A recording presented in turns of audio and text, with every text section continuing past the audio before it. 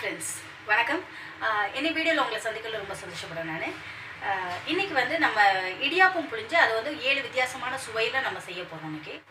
இந்த கப் இருக்குல்ல, இந்த மெஷர்மென்ட் கப் இருக்கு பாருங்க. இந்த கப்பால நான் 2 கப் மாவு எடுத்துக்கேன். அப்ப இதுக்கு வேண்டிய தண்ணி வந்து இன்னொரு அடுப்புல வச்சிருக்கேன். இதுல வச்சு கொதிக்க விட்டுருவோம் அந்த தண்ணியையும். 1 2 3 4 5 மாவு 2 கப்பு மாவு எடுத்து வச்சோம் இல்லையா, இதை வந்து வறுத்து எடுத்துருவோம். அதில் 3/4 டீஸ்பூன் உப்பு சேர்த்துக்கிறேன். அதுக்கு தேவையான உப்பு. அடி பிடிச்சிடாம மாவு வந்து கலர் மாறாமல் இருக்கணும். இந்த மாவு நல்லா வறுபட்டுருச்சு, பச்சை வாசனை போயிடுச்சு, சுத்தமாக போயிடுச்சு. தண்ணி கொதிச்சிருச்சு நல்லா. வந்து கொதிக்க வச்ச தண்ணியை கொஞ்சம் கொஞ்சமாக விட்டு அப்படியே கிளறணும். நல்ல கொதிக்கிற தண்ணியை ஊற்றி கிளறும் போதே இது பார்த்தீங்கன்னா 3/4 வெந்துடும். அதுக்கப்புறம் நம்ம இடியாப்பம் பிழியும் போது ஒரு 5 நிமிஷம் 10 நிமிஷத்தில் வெந்து போயிடும் பார்த்தீங்கன்னா சீக்கிரம். அவ்வளோ தண்ணி வாங்குது பாருங்கள். மாவு எவ்வளோ 2 கப்பு தான் போட்டோம், மாவு எவ்வளோ ஜாஸ்தி ஆயிடுச்சு.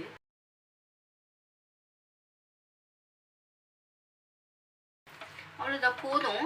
இது அப்படியே ஆறட்டும், கொஞ்சம் கை வச்சு பிசைகிற அளவுக்கு ஆற விட்டு அதுக்கப்புறமா நம்ம இதை எடுத்து பார்ப்போம். இது நல்லா ஆறிடுச்சு. இப்போ இதை எடுத்து பார்ப்போம். பாருங்க, நல்லா வெந்துருந்தாங்க. இப்படி பிடிச்சாலே இப்படி இருக்கு பாருங்க. இது நல்லா வெந்திருக்கு மாவு. பாருங்க, இடியாப்ப கட்டை நான் கழுவி வச்சிருக்கேன் நல்லா. இதுக்குள்ள போட்டுடலாம்.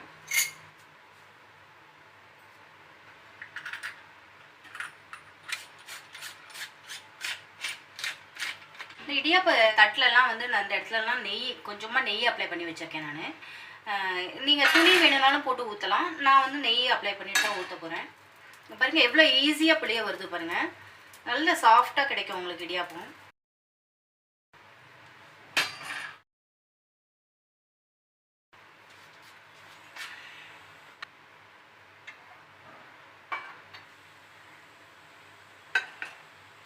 இங்கே பாருங்க, இதில் வெயிட்டும் எடுத்தாச்சு, கேஸ்கெட்டும் எடுத்துடணும். எடுத்துட்டு வைக்க வைக்கணும். 10 நிமிஷம் ஆயிடுச்சு. இது வெந்துருச்சான்னு பார்ப்போம். இப்போ லேசாக தண்ணி தொட்டுட்டு நல்ல சாஃப்டாக இருக்குது வெந்து. இதை எடுத்துருவோம். இப்போ இதில் போட்டுடலாம், அந்த பாத்திரத்தில் எடுத்துப்பேன். இந்த பாருங்கள், அப்படியே கொட்டிடுச்சு பாருங்கள். கொஞ்சமாக தான் நெய் தடவும். இது வந்து இப்போ நல்லா ஆறட்டும். ஆற விட்டு அப்புறம் உதுத்து விடுவோம் நம்ம. இதில் நம்ம ஃபஸ்ட்டு செய்ய போகிற ஃப்ளேவர் வந்து நிறைய புதினாவை வச்சு செய்ய போகிறோம். ஒரு பிடிச்ச பொடி புதினா நல்லா கழுவி வச்சுருக்கேன் நான். அதை எடுத்துக்கோங்க, மிக்ஸி ஜாரில் எடுத்துக்கோங்க. ஒரு பச்சை மிளகாய் போடுறேன். ஒரு அரை துண்டு இஞ்சி நான் தோல் சீவி வச்சுருக்கேன். இதை கொஞ்சம் கட் பண்ணி போட்டுவோம் பீசஸாக. 4 பல்லு பூண்டு வச்சுருக்கேன், அது போட்டுக்கலாம். 10 இலைக்கிட்ட கருவேப்பிலை போடுறாங்க. இதை இப்போ நல்லா மைனாக அரைச்சி எடுத்துக்கலாம். இங்கே பாருங்கள், நல்லா ஆறணுன்னா நல்லா பொல பொலன்னு உதிர்த்து பாருங்கள். இந்த மாதிரி உதிர்த்து வச்சுக்கிட்டாச்சு. ஒரு கப்பு எடுத்து வச்சுருக்கேன் நான். ஃபஸ்ட்டு வந்து இதில் புதினா வச்சு ஒரு ஃப்ளேவர் பண்ண போகிறோம். எண்ணெய் சட்டி நல்லா சூடு ஏறிடுச்சு. 2 டேபிள் ஸ்பூன் எண்ணெய் விட்டுருக்கேன். 1/4 டீஸ்பூன் கடுகு போடுறேன். 1/4 டீஸ்பூன் உளுந்து. இது நல்லா செவந்துருச்சு. ஒரு 4 கருவேப்பிலை போடுறேன். பாதி வெங்காயம் அரிஞ்சது போடுறேன். பாருங்க, நல்லா வதங்கிடுச்சு. போதும், இந்த அளவு வதங்கினது போதும். இதில் நம்ம புதினாலாம் போட்டு அரைச்சோம் இல்லையா, அந்த விழுது போட்டுருவோம்ல. இதில் 2 சிட்டிகை மிளகாய்த்தூள் போடுறேன், தனி மிளகாய்த்தூள் போடுறேன். 2 சிட்டிகை கரம் மசாலா, 2 சிட்டிகை மஞ்சத்தூள், 2 சிட்டிகை சீரகப்பொடி. நம்ம ஏற்கனவே இடியாப்பத்துக்கு வந்து உப்பு போட்டிருக்கோம். அதனால இதில் வந்து ரொம்ப கொஞ்சமாக 2 சிட்டிகை தான் போடுறேன் உப்பு. இந்த மசாலாவுக்கு மட்டும் தேவையான உப்பு போடுறேன், அவ்வளோதான். போதும், நல்ல இந்த பச்சை வாசனைலாம் போயிடுச்சு. இப்போ இந்த இடியாப்பத்தை இதில் போட்டுடலாம். இதை நல்லா கலந்து விட்டுருங்க. அவ்வளோதான், இது ஆயிடுச்சு. அடுப்பை ஆஃப் பண்ணிடலாம். 2வது வகை இடியாப்பம் செய்யறதுக்கு 2 டேபிள் ஸ்பூன் எண்ணெய் விடுறேன் நான். இதில் ஒரு சின்ன துண்டு பட்டை, ஒரு பிஞ்ச் கடல் பாசி, ஒரு பே லீஃப் போடுறேன். எல்லாம் செவந்துருச்சு. ஒரு பாதி வெங்காயம் போடுறேன் இந்த அரிஞ்சுக்கு. ஒரு 4-5 கருவேப்பிலை, 1 டீஸ்பூன் இஞ்சி பூண்டு பேஸ்ட்டு, ஒரு பச்சை மிளகாய் போடுறேன். இப்போ இதுக்கு தேவையான மசாலா போட்டுடலாம். 2 பிஞ்ச் மிளகாத்தூள், தனி மிளகாத்தூள் போட்டிருக்கேன். 2 பிஞ்ச் கரம் மசாலா, 2 பிஞ்ச் மஞ்சத்தூள், 2 பிஞ்ச் சீரகத்தூள் போட்டேன். நம்ம 2 சிட்டிகை மிளகுத்தூள். கொஞ்சமாக தண்ணி தெளிச்சு விடுறேன். இந்த மசாலா கொஞ்சம் வேகட்டும்.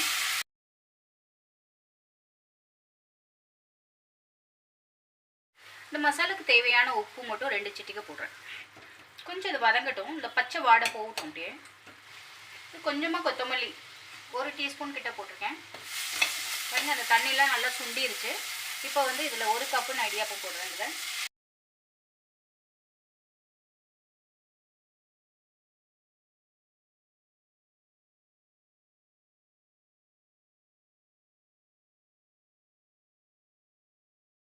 அவ்வளோதான் ஆயிடுச்சு. இதை ஆஃப் பண்ணிடலாம். படுப்பேன். 3வது வகை 2 டேபிள் ஸ்பூன் எண்ணெய் விட்டுருக்கேன். ஒரு 1/4 டீஸ்பூன் கடுகு, 1/4 டீஸ்பூன் உளுந்து, 1/4 டீஸ்பூன் கடலைப்பருப்பு. நல்லா பொரிஞ்சிருச்சு. அரை வெங்காயம் போடுறேன். ஒரு 4-5 கருவேப்பிலை, ஒரு பச்சை மிளகாய் அப்படியே 4 அரிஞ்சு போடுறேன். வெங்காயம் நல்லா வதங்கிடுச்சு. பாருங்க 1 கப்பு இடியாப்பம் போடுறதுல இதில் ஒரு 2 சிட்டிகை மஞ்சத்தூள், பாதி பழம் நான் இதில் எலுமிச்சம்பழம் புளிகிறேன், ஒரு 2 சிட்டிகை உப்பு.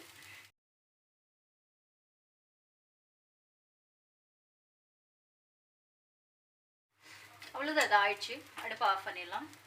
இது 4வது வகை. இதுக்கு ஒரு 2 டேபிள் ஸ்பூன் எண்ணெய், ஒரு 1/4 டீஸ்பூன் கடுகு, 1/4 டீஸ்பூன் உளுந்து, 1/4 டீஸ்பூன் கடலைப்பருப்பு, 10-15 நிலக்கடலை போடுறேன். ஒரு மிளகாய் வத்தல் போடுறதுல 1 கப்பு நான் இடியாப்பம் போடுறதுல 4 கருவேப்பிலை போடுறதுல கொஞ்சோண்டு கொத்தமல்லி, புளியோகரை மிக்ஸு 1/2 டேபிள் ஸ்பூன் போடுறது. நமக்கு உப்பு வந்து போட தேவையில்லை. இதுலேயே இருக்கும், கொஞ்சம் உப்பு இருக்கும். நம்ம ஆல்ரெடி மாவில் வேறு உப்பு போட்டுருக்கோம், அதனால் இதுக்கு உப்பு தேவை கிடையாது.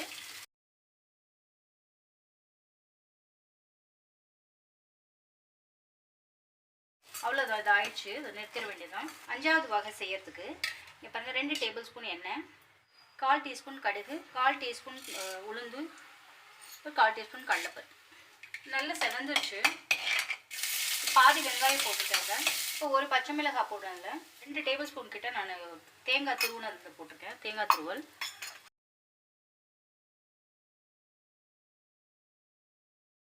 ஒரு 2 சிட்டிகை சீரக பொடி, ஒரு 2 சிட்டிகை மிளகு தூள் போடுறேன், ஒரு 2 சிட்டிகை உப்பு. இதில் 1 கப்பு இடியாப்பம் போடுறேன் நான்.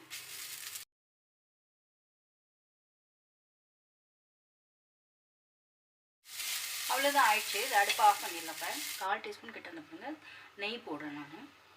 இதில் ஒரு 5 முந்திரி பருப்பு போடுறேன் நான். முந்திரி பருப்பு போட்டு வறுத்து எடுத்துக்குவாங்க. இது நல்லா செவந்துருச்சு. இப்போ இதை எடுத்துடலாம். 2.5 டேபிள் ஸ்பூன் கிட்ட நான் நம்ம தேங்காய் துருவல் போடுறேன். லேசாக அந்த நெய்யில் போய் வதக்கி விடுவோம். லேசாக வதக்கிடுவோம். இதில் நான் 1 டேபிள் ஸ்பூன் வெல்லம் நுணுக்கி வச்சுருக்கேன், அதை போடுறேன். இந்த வெல்லம்லாம் கொஞ்சம் சின்ன சின்ன கட்டியாக இருக்கு இல்லையா, அது சுத்தமாக இலகுற வரைக்கும் இதை கிண்டுவோம் போட்டு. இதில் ஒரு 2 ஏலக்காய் பொடி பண்ணது போடுறேன். 1 கப்பு நான் இதில் இடியாப்பம் வச்சுருக்கேன், இதுக்கு போட்டுக்குவோம். நல்லா கலந்துருச்சு. வெல்லம்லாம் எல்லா இடத்துலையும் நல்லா கலந்துருச்சு. போதும், இந்தளவு கலந்தது போதும். இப்போ இதை நிறுத்திடலாம்.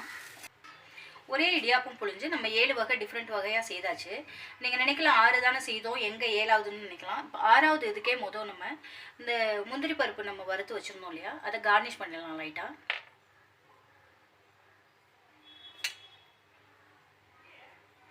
ஏழாவது வந்து இந்த பாருங்க, நான் ஒரு கிண்ணத்தில் இடியாப்பம் எடுத்து வச்சுருக்கேன் நான் ஆல்ரெடி. இதில் நம்ம 1 டீஸ்பூன் சுகர் சேர்க்குறோம். ஒரே ஒரு ஏலக்காய் பொடி பண்ணது போடுவோம்ல. இதில் தேங்காய் பால் புழிஞ்சு வச்சுருக்கோம், அதை ஊற்றிடலாம். அதில் இது முழுகிற வரைக்கும் அப்படியே ஊற்றிட வேண்டியதுதான்.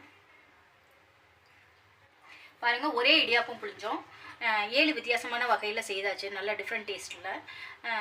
குழந்தைங்களை சாப்பிட வைக்கிறதுக்கு இந்த மாதிரி ஏதாவது புதுசாக யோசித்து செய்துட்டு தான் இருக்கணுமா இருக்கும். சின்ன குழந்தைங்களுக்கு அவங்களா சாப்பாடு ரொம்ப முக்கியம்னு தெரிஞ்சு தானாக சாப்பிட ஆரம்பிக்கிற வரைக்கும் நம்ம இது போல் புதுசாக யோசித்து தான் ஆகணும். இந்த ரெசிபி எல்லாம் உங்களுக்கு பிடிச்சிருந்தா நீங்கள் செய்து பார்த்துட்டு உங்களோட ஃபீட்பேக் கமெண்ட் செக்ஷனில் தெரியப்படுத்துங்க. லைக் பண்ணுங்கள், ஷேர் பண்ணுங்கள், சப்ஸ்கிரைப் பண்ணுங்கள். இன்னொரு சூப்பரான ரெசிபியோடு அடுத்த வீடியோவில் உங்களை சந்திக்கும் வரை உங்களுக்கு வணக்கம் கூறி விடைபெறுவது கீதா வளவன்.